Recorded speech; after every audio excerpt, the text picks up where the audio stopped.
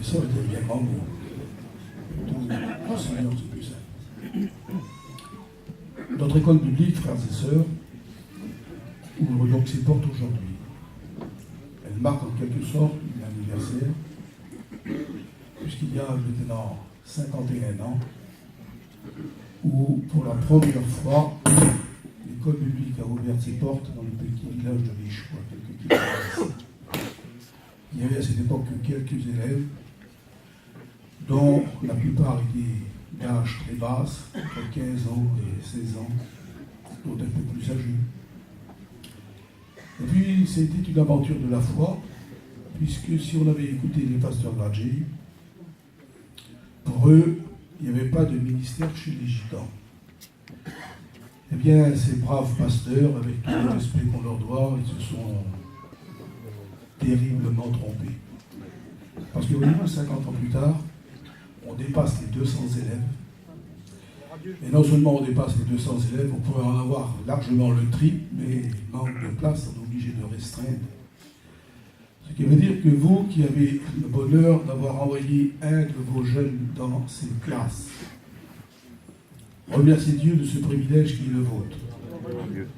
Ne vaut-il pas mieux avoir un garçon dans nos classes plutôt que dans les cafés et les autres endroits malfaisants que le monde offre? Ici, ils seront dans un contexte spirituel dès 8h du matin, où il y aura la prière. Puis à 9h, ça sera cours biblique jusqu'à midi et demi. Le temps d'avaler quelque chose en vitesse, puis on replonge à partir de 2h30 jusqu'à 4h30. Ce qui veut dire que chaque jour, vos jeunes gens seront pris entre de bonnes mains. Vous avez fait le bon choix. Quand on a commencé, donc, il y a un peu plus de 50 ans maintenant, on a eu des jeunes qui n'étaient pas mariés, c'était des célibataires, qui à leur tour se sont mariés, ont eu des enfants. Leurs enfants, on les a eus également dans nos classes. Et ces enfants qui ont eu des enfants, on a eu également leurs enfants. De sorte qu'on a eu les pères, les fils, les petits-fils, et qui sait, peut-être les arrière-petits-fils.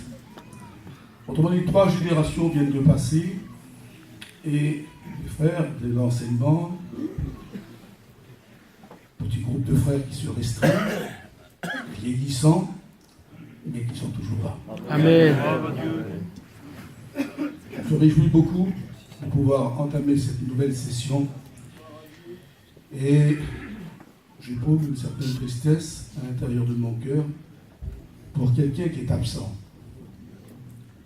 Il m'avait fait l'amitié d'être son ami depuis plus de 50 ans. Je fais allusion, bien sûr, au plus ancien de nos enseignants, notre frère Paillon, qui aujourd'hui se trouve dans la gloire de Dieu. Et il y a 5 ans qu'il nous a quittés.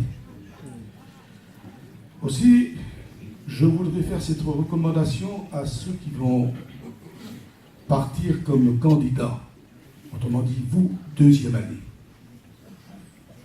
Vous êtes en train de vivre les derniers moments avec vos enseignants. Ne perdez pas une miette de ce qui vous sera dit. Parce que plus jamais de votre vie, vous reviendrez dans cet endroit. Il y en a des centaines qui s'attendent depuis de très nombreuses années d'y être et ils ne le sont pas. Et vous, vous y êtes. Vous avez 8 semaines devant vous encore. Donc je voudrais vous mettre sur le cœur ceci, mes chers frères. C'est qu'à votre sortie, dans 2 mois, vous allez donc partir comme candidat pasteur avec vos anciens. Faites attention à ne pas tomber dans une certaine routine. Parce qu'il n'y a rien de plus négatif qu'une certaine routine qu'on connaît, certains jeunes quand ils sortent de l'école publique. Les études sont mises dans le fond de la caravane, parfois dans le fond du camion, et ensuite on ne s'en sert plus, on ne les ouvre plus. On tombe dans une certaine routine, on part le matin travailler tôt, on rentre très tard, on manque de la lecture de ce livre, qui est le seul entraînement pour un serviteur. Un athlète, s'il ne s'entraîne pas, il ne réussit pas. Un jeune serviteur de Dieu, même après son école biblique, s'il n'étudie pas, il ne s'en sortira pas. Il va tourner en rond, il va végéter. Alors, excusez-moi ce mot, mais vous savez bien que je suis très détendu, moi, avec vous dans les classes. Ne devenez pas un navet. Soyez, quand vous montez sur une estrade avec votre Bible dans les mains, vous n'êtes plus n'importe qui, vous êtes le messager de Dieu. Ne négligez pas ce don. Ne perdez pas votre temps dans les églises où on n'a pas besoin de vous. Allez là où il n'y a rien. Là où on a besoin de vous. Allez dans les foyers déprimés. Allez retrouver les rétrogrades qui, pour une raison ou pour une autre, ne viennent plus aux réunions, qui boudent les réunions, qu'importe. Ils auront la fierté de recevoir chez eux un jeune pasteur. Essayez de les comprendre, priez avec eux, lisez dans quelques versets de la Bible. Et quand vous arrachez une âme de l'enfer, il est écrit qu'il y a de la joie dans le ciel. Il n'est pas indispensable de prêcher à 500 personnes. Jésus a passé du temps avec une seule personne à Samaritaine. Ensuite, avec le docteur de la loi Nicodème, une seule personne, et c'était le Christ. Eh bien, vous verrez, en lisant les Écritures, que Saint Pierre était capable de parler à des foules qui n'ont pas peut-être 3 000 et plus, et on le voit par la suite, aller de maison en maison.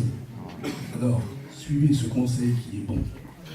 Ne perdez pas bêtement votre temps, parce que vous avez tellement de choses à faire pour Dieu, et vous avez si peu de temps pour le réaliser. Ne perdez pas une miette de temps. Voyez-vous, dans quelques semaines, là, moi je vais avoir... Est-ce qu'il faut que je le dise? Je dis non, mais si, pourquoi? On n'a pas honte de notre âge. Je vais avoir 77 ans. 2 fois 7, 2 fois la perfection. Eh bien, je vais continuer tant que j'aurai une miette de santé pour l'évangile. Voilà, que Dieu vous bénisse, qu'il bénisse richement cette session à la part de son nom.